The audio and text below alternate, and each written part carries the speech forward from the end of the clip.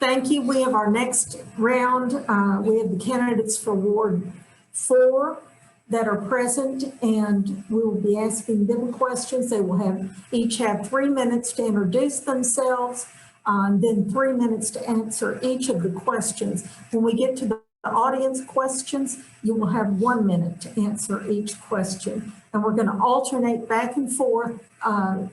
So one gets to answer first, and then we'll alternate the next one. I'm going to let Stacy Peterson go first to introduce herself, and you have 3 minutes. Well, thank you so much for having me here today. It's an honor to speak with everyone in this association. My name is Stacy Peterson. I've lived in Edmond since 1973. My husband and I have been married for almost 33 years, and we have 2 amazing daughters, an amazing son-in-law who's a Marine veteran, and 2 beautiful grandchildren. I'm a nurse. I graduated with my bachelor's in science and nursing from UCO, and I've nursed all my adult life. A couple of years ago, my mother had dementia and moved in with us to go to heaven. And I put my nursing on hold. I kept my license active, but that's what I did then. And when she did die, my husband just said, why don't I spend some time with the grandchildren? So that's what I did. I just love playing with those babies. So in the interim, I started getting involved in the city. I love my city. And the more I got involved, the more I wanted to be involved. And the more I loved my city. And so a couple of years ago, I was approached about running for Ward 4 City Council. When this happened, I told him, I said, I'm going to have to pray about this because if it's not of God, it's not going to happen. And when I finally felt like this is where God wanted me, then I just went 100% in. And I would just be honored to be a part of the City Council. Thank you. Thank you. Next, Mr. Miller, this is David Miller. You can proceed. I don't think I'll take 3 minutes either, but I do want to thank the Edmond Neighborhood Alliance for hosting this forum, doing this. I wish you guys would be back in person, though. I'll be glad when that happens. I know we're limited on that. I first off like to let everybody know about my family. I have 3 beautiful daughters that are all here, live here in Edmond. They grew up in Edmond. They graduated from either OSU or UCO. 2 of them were teachers. One of them is a manager for Hobby Lobby. And on the 24th of this month, I'll be married to my lovely wife, Marcia, for 37 years. When I moved to Edmond in 1995, I became active at St. John's Catholic Church with the Knights of Columbus and had leadership positions in the Knights of Columbus for up until about 2005, 2006. In 2001, I ran for city council and served until 2012. I was Mayor Pro Tem under Charles Lamb from 2010 through 2012. And I presently serve on the CIP committee. I've served on a lot of different committees in Edmond. And why I'm running is the same reason I ran the first time. I want Edmond to be a place where your children, like my children, will want to stay and live and raise their families. I want Edmond to be Edmond. I want to maintain the excellence that is Edmond and have it be the great place to grow that it is. And I'm committed to quality complementary development for our great town. And I would ask you for your vote to make this sense. Thank you. All right, thank you. We will proceed now to the questions. David, I'll let you go first on this one. When asked, most residents of Edmond cite traffic as their top concern. What actions will you commit to in order to address these traffic concerns? 2005, Carl Stickley and I and a group wrote the Edmond traffic plan, 2030 traffic plan. A lot of that plan has been completed. I say a lot, but a little bit less than half. And why a little bit less than half, I really couldn't tell you because I haven't been up here for about the past 9 years. But I will say that I think that plan needs to be dusted off and revised. And instead of 2030, we pushed it out to 2050. The biggest issue we have right now is that we've slowed down with our funding from ACOG due to some rules changes. So for instance, the intersection at Danforth and Kelly was slated for this year, but we didn't get the ACOG funding. So now we've slated it for next year, and it's going to be a fully city funded program. So what's going to happen is it's going to cost a little bit more money to do a lot of these projects. So what we need to do is identify the most important projects and move them up on the list, get them done, and make sure that we improve our E and F. And by E and F, I mean how long it takes to get through the intersections, and improve them to C's and B's. In addition, we need to take the intersections that we project that will be E's and F's and do advanced or proactive action on those. That's one of my biggest concerns, always been one of my biggest concerns, is traffic flow in Edmond. And my battery is telling me I've got 5% battery left there, so there's something wrong. You'll find out.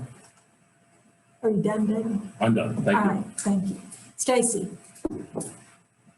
That's obviously a huge concern, and everyone I've spoken with, that is usually their top priority is traffic. We love our city, but it has grown exponentially.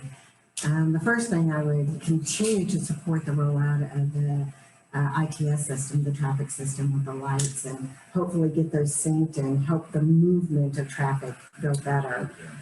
There's also the, with everything going on east of I-35, I would absolutely get that infrastructure in place prior to any of that growth out there, so that we, instead of playing catch up, we will have everything going and ready for them and in preparation for the increase in the population out there and the increase in the traffic.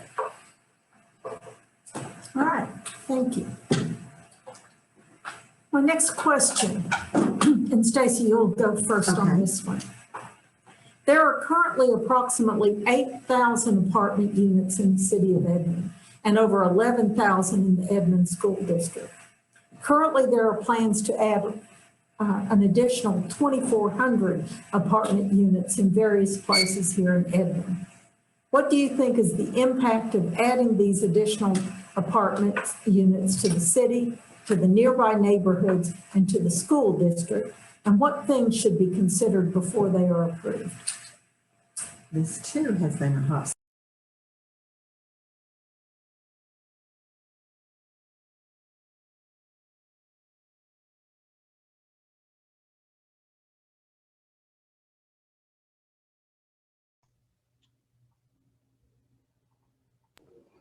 Looks I'll like just stop this real quick. I tried to mute Lydia's microphone so the candidate could be seen.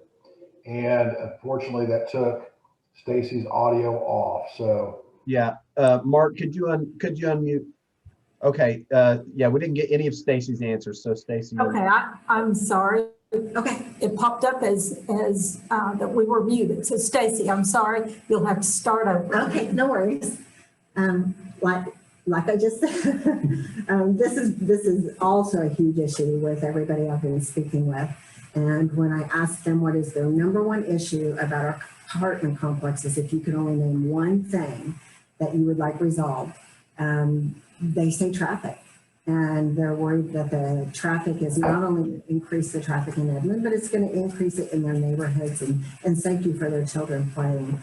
So off the top though, I want to say I would never discriminate against anyone by gender, by race, or by the size of their paycheck. I know folks are talking about different people living in an apartment complex, and I just don't think that that should be an issue. Now, where these apartment complexes are being built, I think is important. I think the zoning for them and the placement of them should be carefully thought of. I get it. It's going to be a big increase on our public school system. Hopefully with these increases in the built schools that are being built, they can accommodate that. Hopefully, if not, we're just going to have to reassess that at that time as well. But I think the main thing with these apartment complexes is to find appropriate places for them to be placed where it won't interfere or congest the flow of traffic in those areas. All right, thank you. David? Did you hear the question? I did. Well, I'll repeat it anyway, but just All in right. case. There are currently approximately 8,000 apartments in the city of Edmond and over 11,000 units in the Edmond School District. Currently, there are plans to add an additional 2,400 apartment units in various places here in Edmond. What do you think is the impact of adding these additional apartment units to the city, to nearby neighborhoods, and to the school district? And what things should be considered before they are approved? Well, like Stacy said, the traffic is a big issue. The second biggest issue, or maybe the first and then the second biggest issue to me would be the impact on the schools. Because you're adding a lot of students all at one time in one big shot, because those things usually fill up very fast. And my opinion on apartments is very simple. There's a place for them, and we need them because we need housing for people that are just starting out in their lives, and we need housing for low income as well. And all that makes up a community. So we need to be a little bit more open-minded about apartments. But one thing I would say is we have a plan, and the plan designates areas for multifamily. So I wouldn't be too quick to change that plan to put multifamily housing in places where it wasn't already designated for them. And the reason for that is because usually when you do that plan, you look at what the surrounding area is, what the support structure is, what the infrastructure is, what the already built is, and you look at what the impact will be if you put in a multifamily type of development. So having said that, I'm not against apartments by any means. I think they have a place. I lived in apartments for a long time. I'm sure there's not anybody on this call or on this meeting that hadn't lived in an apartment at least once. And we do have a lot of apartments in Edmond. There's not a problem with having more. I just don't think we need to just start sticking them everywhere. All right, thank you. All right, the last question that I have, and Dave, you'll go first on this one. Okay. For most people, their home is their biggest investment.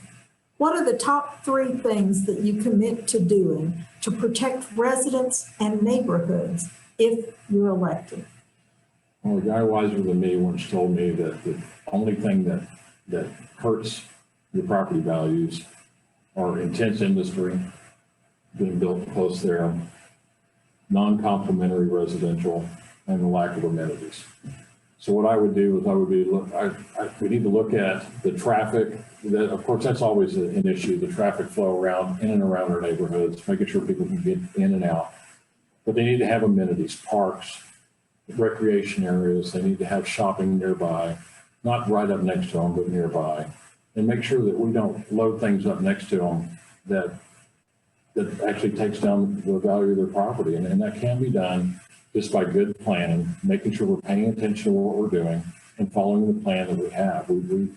There was tomorrow's Edmond, there's been an Edmond plan 1, 2, 3, and 4, and now there's just an open Edmond plan that gets revised every few years. And I think we need to stick with that. And by doing that, we can make sure that we maintain property values. Thank you. Stacy? I think zoning is super important when you're talking about people's homes. And it's so important to have that zoning in place before you build those residential areas, so everyone knows what is going to possibly be built around those areas, and they can choose whether to reside there or not. Obviously, there's already residents, neighborhoods in place, many of them. And I think it's important that we continue to be cognizant and aware of different things that are going on around these neighborhoods to control that flow of traffic. You know, it's important for folks to be able to get out of their homes easily and get from one place to another. And again, that's a zoning thing, and also make sure that flow of traffic keeps going. I also like the idea of trying to preserve some of those mature trees in those neighborhoods and keep those neighborhoods beautiful for the families to get out there and play in and recreate, and to have conversations and community with their communities within the community of Edmond. It builds up strong families and it builds up strong relationships. All right, thank you. Casey, I think we have a couple of people who have raised their hand. I don't see any hands up yet at this point, but if anyone would like to ask a question, now's the time to raise your hand. You can find that in the participants tab or in reactions. If you phoned in, you can do so by hitting *9. We do have one raised here. Let me bring this one.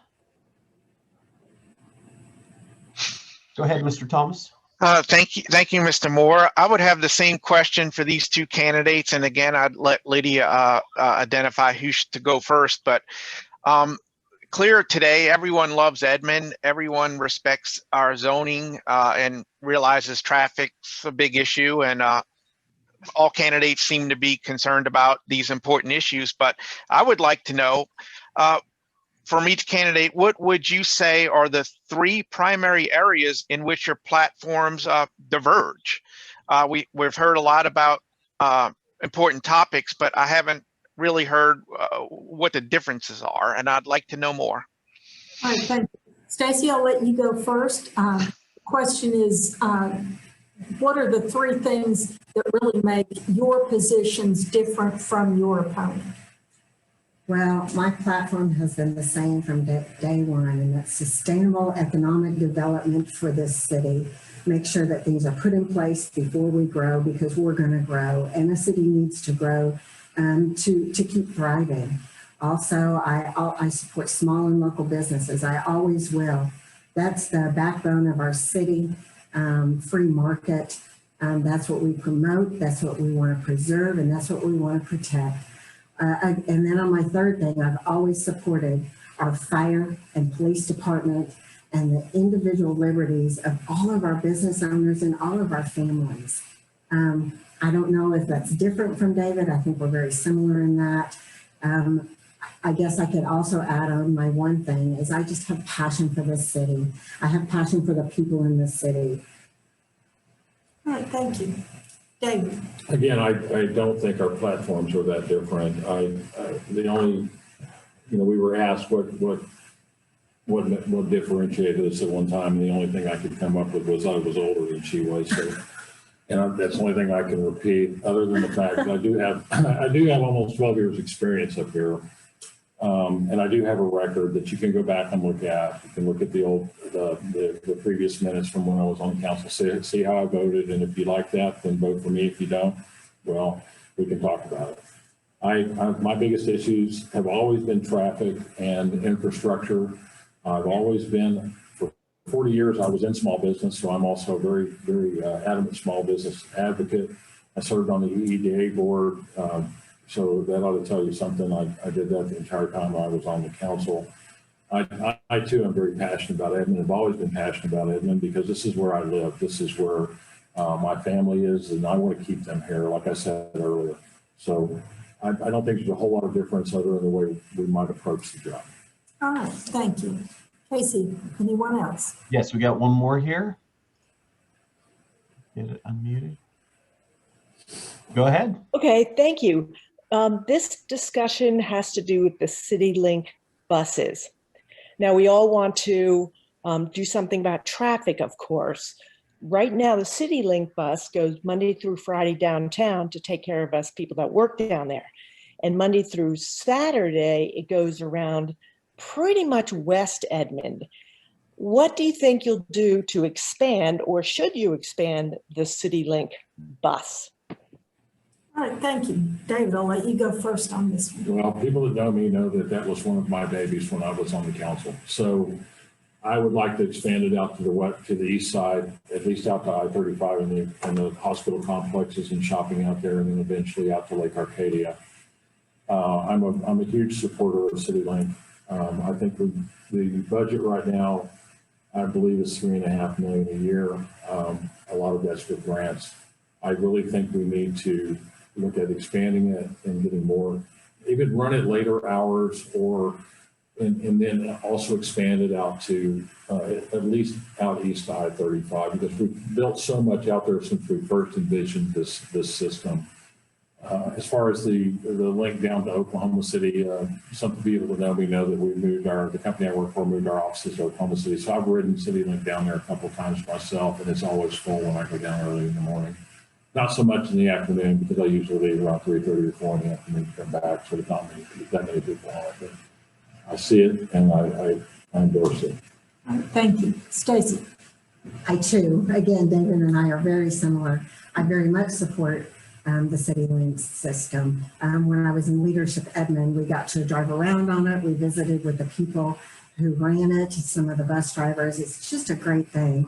I would continue to support the growth of that and hopefully be able to support some more buses so that we can have more routes that would circulate the city and that would continue to go to Oklahoma City. That's very beneficial. It keeps more traffic down the corridor of Broadway Extension coming in and out of the city as well. Again, I would continue to support the CityLink system. All right, great. Casey, I think we have time for one more question. Anybody else? Last call for questions for the Ward 4 candidates. Just let us know by raising your hand and we can get to you. I'll raise mine. Mr. Reese, go for it. Edmond has a lot of quality parks, whether it be Mitch Park that has like the skate park, Hafer Park with, I guess, the traditional park look, the Bickham Dog Park, some sports parks, and the Splash Pad Park. I don't know what we call that anymore on Kelly.